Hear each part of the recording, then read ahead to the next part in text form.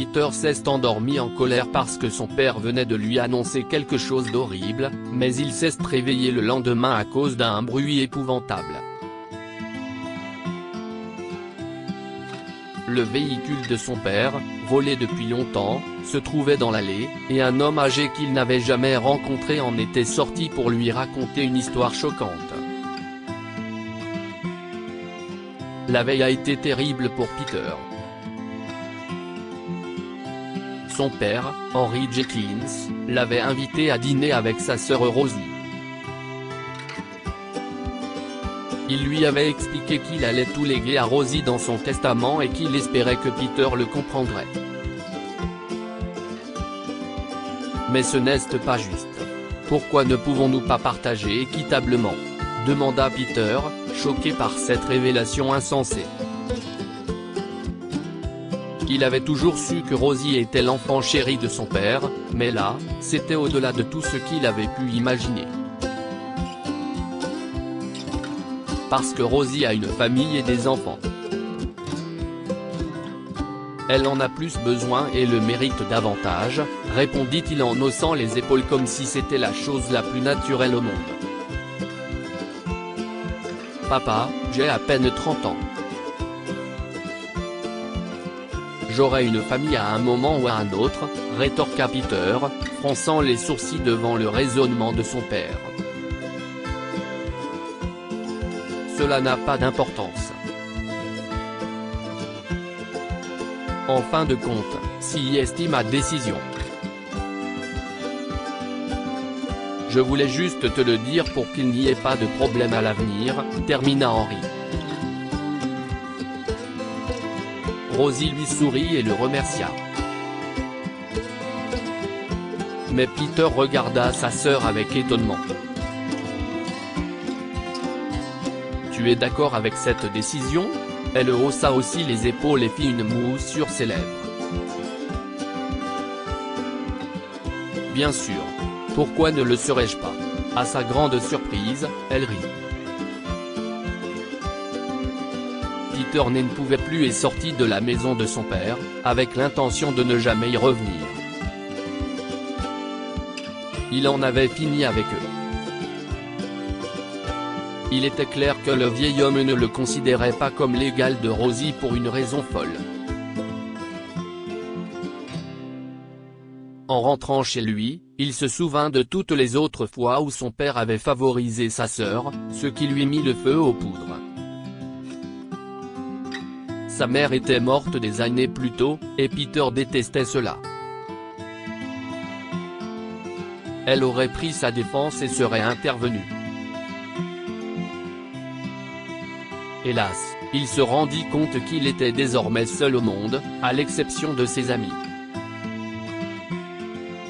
C'était plus que suffisant, et il dormit encore cette nuit-là.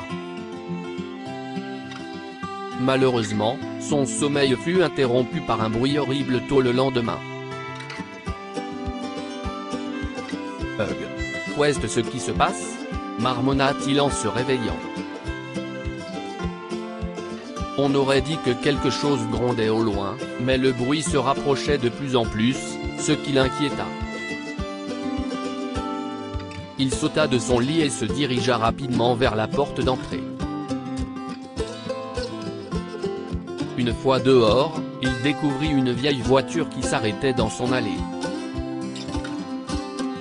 Mais ce n'était pas n'importe quel véhicule.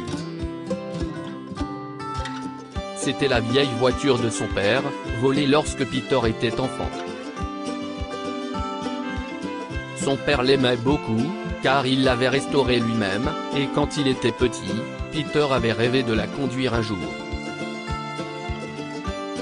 Mais il n'était pas logique qu'elle se trouve chez lui, et il s'ébouriffa les cheveux, confus. Soudain, un homme plus âgé qu'il n'avait jamais rencontré sortit du véhicule. « Peter, bonjour, fiston », lui dit-il en lui faisant signe de la main.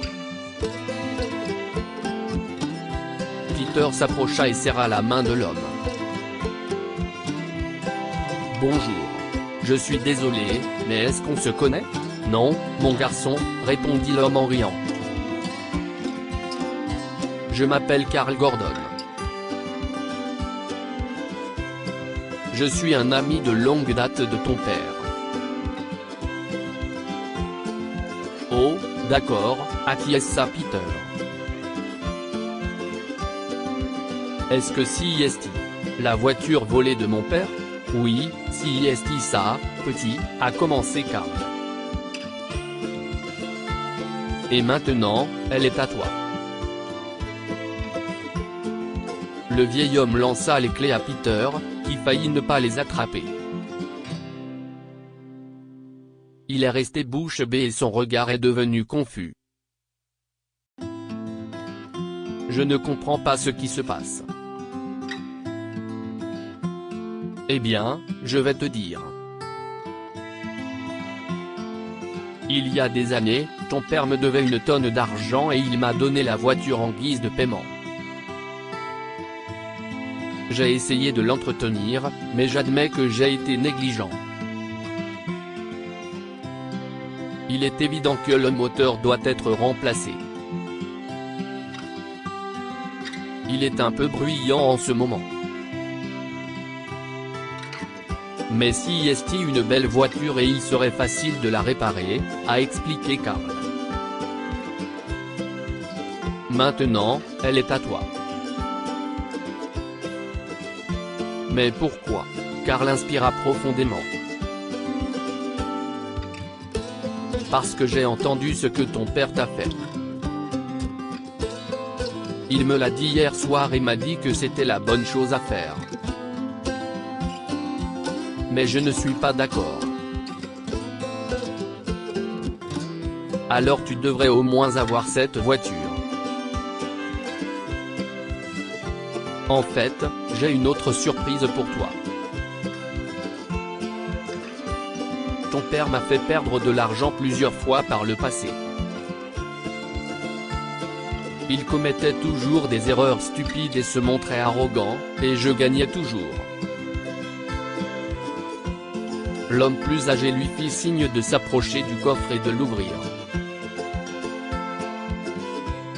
Il y avait une petite valise, que Carl prit et donna à Peter. Ouvre-la point, le jeune homme né ne croyait pas ses yeux. Il y avait une tonne d'argent à l'intérieur. Quoi? Qu'est-ce ce que si est que ça? Je n'ai toujours rien compris. Pourquoi me donneriez-vous tout cela? Demanda-t-il, perplexe. Carl le regarda en fronçant les sourcils et hocha la tête. Je vois que ton père ne t'a pas dit toute la vérité, commença-t-il. Rosie n'est pas l'enfant de ta défunte mère. Ton père a eu une liaison lorsque Sarah et lui étaient mariés. Sa maîtresse est tombée enceinte et a laissé le bébé sur le pas de leur porte. Ta mère en a été extrêmement fâchée. Peter secoua la tête. Si est impossible. Si est vrai. Si est pourquoi ta mère ne s'est jamais vraiment attachée à Rosie, et Henry a essayé de compenser cela pendant toute la vie de Rosie. Si est pour cela qu'elle a toujours été mieux traitée, dit le vieil homme en hochant la tête. J'ai toujours détesté que tu sois dans cette situation. Si est la meilleure chose à faire? Je sais que ce n'est pas exactement ma place. Mais j'espère que tu comprends que je veux faire quelque chose de bien avec tout ce que j'ai. Peter invita Carl chez lui pour qu'ils puissent discuter de la situation plus en détail, et tout se mit en place. Il avait enfin une réponse au raisonnement insensé de son père, et il remercia Carl d'avoir été honnête avec lui. Il a essayé de rendre l'argent, prétendant qu'il n'en avait pas besoin, mais Carl a insisté, a fait ses adieux et a quitté la maison. Peter a souri en comptant l'argent et en réalisant qu'il était plus que suffisant pour démarrer la petite entreprise qu'il avait toujours rêvé de créer.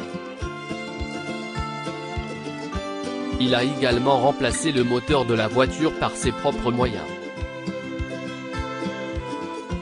Ce fut un processus lent, mais finalement, le véhicule n'émettait plus de bruit susceptible de réveiller tout le voisinage en Virginie.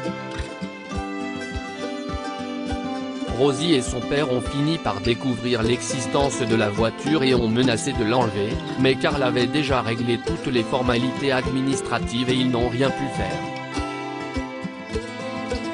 Pendant ce temps, Peter a poursuivi sa vie. Il a monté une entreprise prospère, s'est marié et a fondé une famille. Que pouvons-nous apprendre de cette histoire? Les enfants ne sont pas responsables des erreurs de leurs parents. Henry a eu tort de traiter Rosie mieux que Peter en raison des circonstances de sa naissance. Il aurait dû les aimer et les apprécier tous les deux de la même manière. Faites toujours ce qu'il faut quand vous le pouvez. Carl s'est senti responsable de Peter bien qu'il ne le connaissait pas et a fait ce qu'il fallait pour lui quand Henry a agi de façon horrible.